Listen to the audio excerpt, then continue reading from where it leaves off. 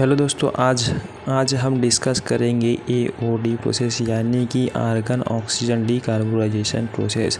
ये प्रोसेस जो है कौन सा प्रोसेस है और कैसा प्रोसेस है, और इसके में हम लोग कुछ पॉइंट में डिस्कस करेंगे जो कि आपको जानना बहुत ही ज़रूरी है अगर आप एओडी प्रोसेस को समझना चाहते हैं।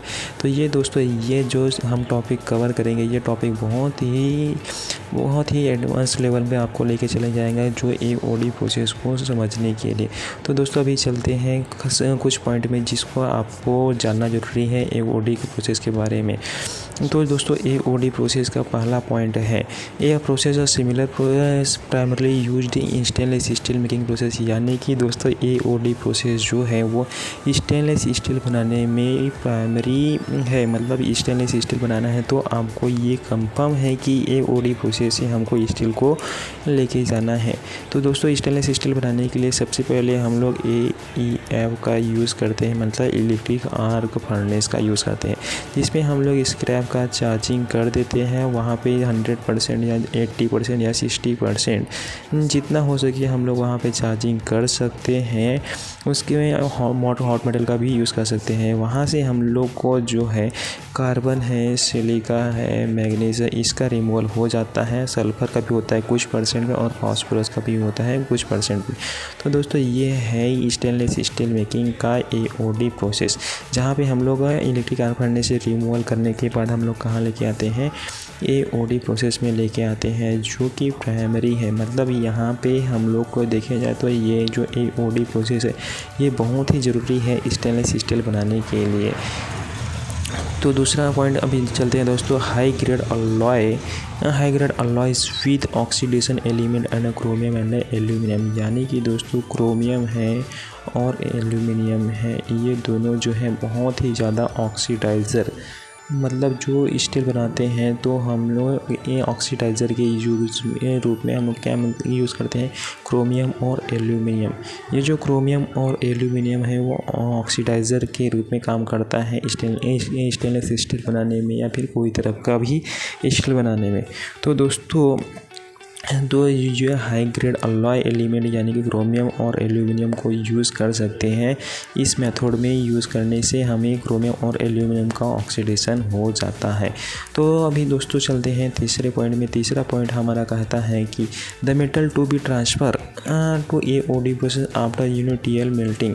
यानी कि जो एओडी प्रोसेस में हम लोग यूनिटियल जो मेटल ट्रांसफ़र करते हैं वो एओडी प्रोसेस में बहुत ही ज़्यादा रिफाइन हो जाता है।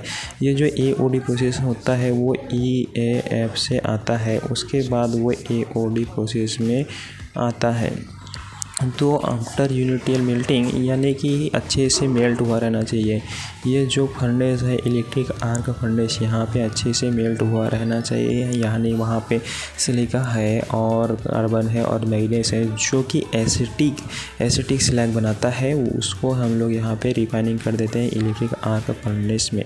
उसके बाद हम लोग जब ये एओडी प्रोसेस यानी कि इस प्रोसेस में हम लोग जब एंटर करते हैं तो वो हॉट मेटल अच्छे से रिफाइन हुआ रहना चाहिए। अभी चलते हैं दोस्तों नेक्स्ट पॉइंट में। नेक्स्ट पॉइंट हमारा ये है कि ये जो प्रोसेस है एओडी प्रोसेस वो क्या क्या रिफाइन करता है और क्या क्या इसका सिमिलर यूजेस है, अभी देखते हैं दोस्तों। ये जो एओडी प्रोसेस है जो the metal to be refine subject to step of the refining, decarbonization, reduction और डीसल्फराइजेशन। यानी डीकार्बोनाइजेशन यानी कि दोस्तों ये जो एओडी प्रोसेस है वो कार्बन को क्या करता है, डीकार्बोनाइज करता है। यानी कि कार्बन जो है वो ऑक्सीजन से रिएक्ट करके क्या बनाता है, CO बनाता है। ये जो CO रहता है वो रिमूव हो जाता है। यानी डीकार्बोनाइजेशन मतलब कार्बन का रिमूवल, C+O2 यानी कि ये जो है कार्बन को रिमूव कर दिया, यहाँ से कार्बन क्या हुआ, रिमूव हो गया। ये जो कार्बन है वो बहुत ही लेस, यानी कि हमें कुछ परसेंट तो ईएएफ में किया रिड्यूस, बट यहाँ को और भी जो कार्बन बन जाता है लेस अमाउंट में, जो कि बहुत ही कम रहता है, वहाँ पे हम लोग क्या करते हैं, कार्बन का रिमूवल कर देते हैं C+O2 के फॉर्म में, जहाँ से आर्गन का ब्लूइंग कराते हैं नीचे से आर्गन और O2। तो ये O2 जो है वो कार्बन से रिएक्ट करके क्या बनाता है, C+O2, और ये क्या बनता है, ऑक्सीजन रिएक्शन बना के क्या करता है, रिमूव हो जाता है। दूसरा जो है वो है दोस्तों के रिडक्शन, यानी कि रिडक्शन जो है हम लोग आयरन कभी हॉट मेटल में आयरन ऑक्साइड, आयरन सल्फेट और आयरन Fe2O3 आयरन ऑक्साइड, ऐसा बहुत सारे फॉर्म में रहता है। तो ये क्या करता है, रिडक्शन, यानी कि जो ये आयरन है, आयरन को बाहर निकालने में क्या करता है, हेल्प करता है, यानी कि उसको आयरन में जो बहुत सारे एलिमेंट प्रेजेंट रहते हैं उनको आयरन में कन्वर्ट करता है। तीसरा प्रोसेस है इसका AOD प्रोसेस का यूज़ है कि ये डीसल्फराइजेशन में यूज़ होता है, यानी कि सल्फ़र जो हमारे स्टील में प्रेजेंट रहते हैं, जो हमारे कोको या फिर आयरन ओर के साथ हमारे स्टील में आ जाते हैं, वो हमें हार्मफुल रहता है, यानी कि हमें उसको रिड्यूस करना है। वो हमारे स्लैग में निकल जाता है, लेकिन जो बचा हुआ सल्फ़र रहता है वो हमें जो नीचे से हम लोग ऑक्सीजन ब्लोइंग कराते हैं, ये जो ऑक्सीजन ब्लोइंग कराते हैं वहाँ से SO2 के फॉर्म में बाहर निकल जाता है। जो सल्फ़र है इसका डीसल्फराइजेशन हो जाता है। दोस्तों, आपको डीसल्फराइजेशन प्रोसेस कौन से कंडीशन में होना चाहिए ये भी पता रहना चाहिए, यानी कि उसमें हाई बेसिसिटी रहना चाहिए, प्लस उसमें टेम्परेचर भी हाई रहना चाहिए। तो इसमें टेम्परेचर भी हाई रहता है और बेसिसिटी भी रहता है। तो ये दोनों प्रोसेस हम लोग आसानी से कर सकते हैं कि डीसल्फराइजेशन, सल्फ़र का रिमूवल वाला प्रोसेस आसानी से कर सकते हैं AOD प्रोसेस में।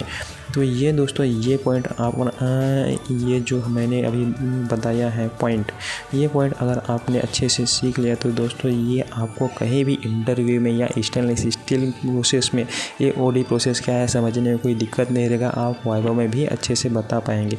तो दोस्तों, ये AOD प्रोसेस के बारे में आपको इस वीडियो में ज़रा सा भी कुछ नॉलेज का कुछ मिला है, यानी कि आपको कुछ जानने को मिला है इस वीडियो में, तो इस वीडियो को दोस्तों लाइक करें और चैनल को सब्सक्राइब करें। थैंक यू दोस्तों, मिलते हैं अगले वीडियो में नए टॉपिक के साथ।